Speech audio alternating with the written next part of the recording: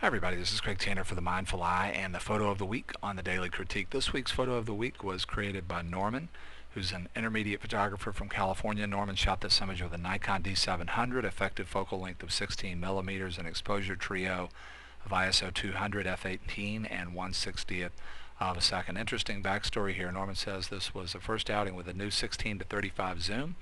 He was looking through the lens at the widest setting, 16 millimeters, when he saw the surfer with a red board.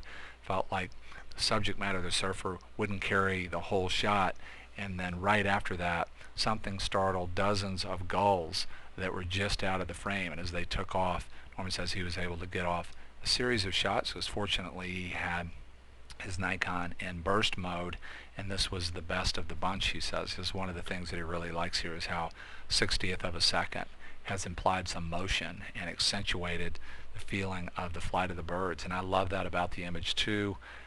Something that we talked about this week already on one of our daily critiques that we could come back to, and that's the very powerful concept in a still photograph of having within one frame some things that are static or stop motion and other things that are moving. Very powerful idea, and we need to think about technique to pull it off. There are shutter speeds where this is going to work better than not for certain types of subjects. It's just one place.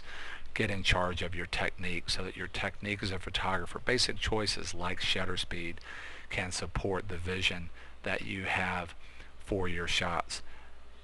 One of the other things I love right away about this image, gives us a chance to come back to something else that we talked about several times this week. Come back to it like a touchstone. It's such a powerful composition and design concept. It's within the design principle of proportion that we have an idea of having very dramatic proportion, where we have a very small amount of something that is extremely high energy or high value playing off of a lot of everything else. And this is one of the best examples of this concept of dynamic proportion that I've seen in a long time. There's so many different ways that we could think about the subject here of the surfer with a board being high value. One is color. This almost perfect primary red hue of the surfboard is, to my eye, by far the highest value color in this image, and that really jumps out at us when you combine that with the fact that the surfer is wearing what looks like a wetsuit that's black. You combine the contrast of the black and the red, and also the color pair of black and red, which is a warning in nature. That is very high value.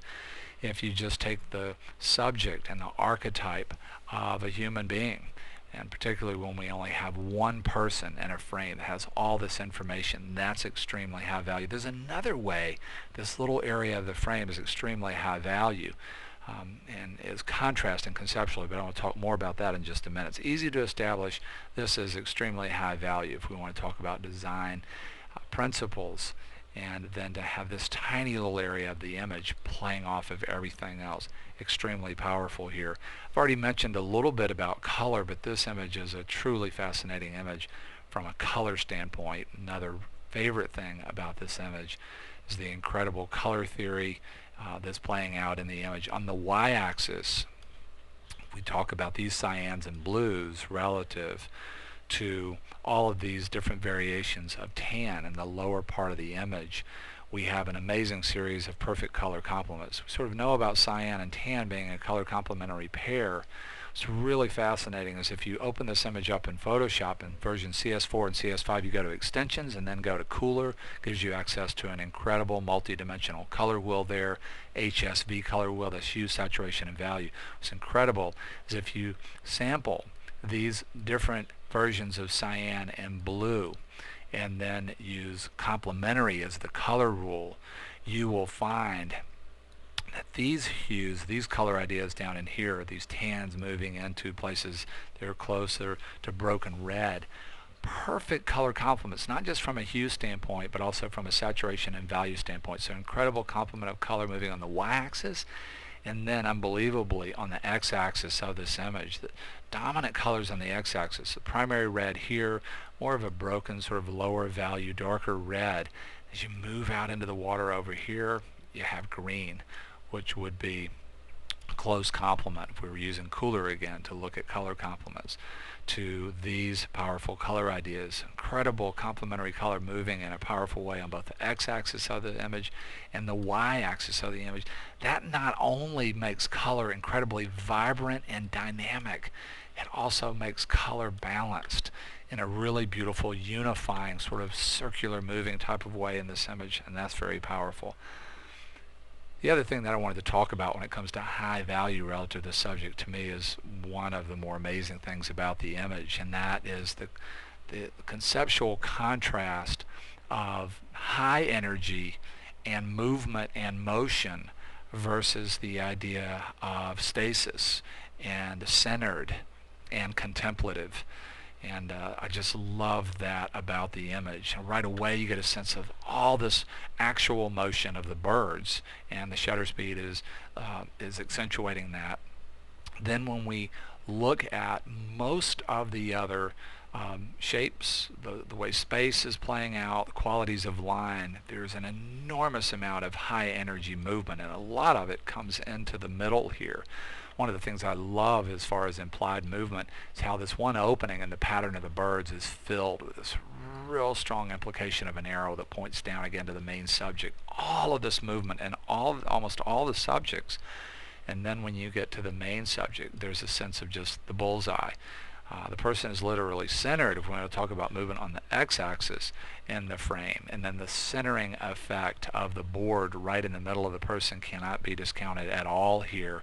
And the straight up and down body language suggests contemplation, stopping before going into the water. And the other thing that really helps to sort of play this back and forth of high energy movement with stasis and contemplation is a rhythmic happening right here with this cloud, where you get a repeat of the board, and this shape in the cloud is also centered, sort of lending to stasis versus all of the other feeling of movement. And I've talked a lot on the Daily Critique about how playing conceptual opposites off of each other can be such a powerful storytelling concept.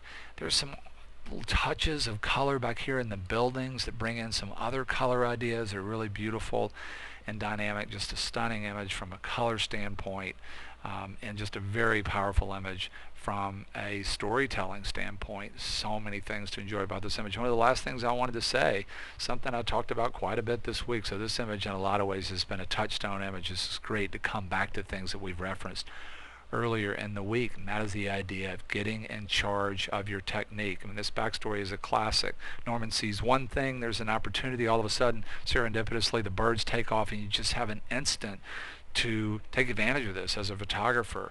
And that's going to start with being able to technically manage a situation like this. And to do that, you really need to practice at the level of basic camera control. So these things are like an operating system, and they're available to you almost from a body memory standpoint, and automatically really want to encourage you along those lines as a photographer. Big thank you to Norman for submitting an amazing landscape image.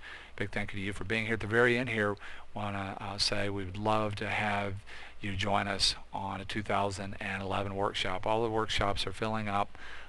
Jekyll Island Landscape Workshop is essentially full. I have one space left on my Next Step workshop in Savannah, Georgia. Fantastic workshop experience. Love to participate on the Next Step workshop every year. Even our fall composition workshop is starting to fill, so just want to let you know the workshops are filling, and also say that we'd love to have you join us. Thanks so much for being here. Hope to see you again real soon on The Mindful Eye.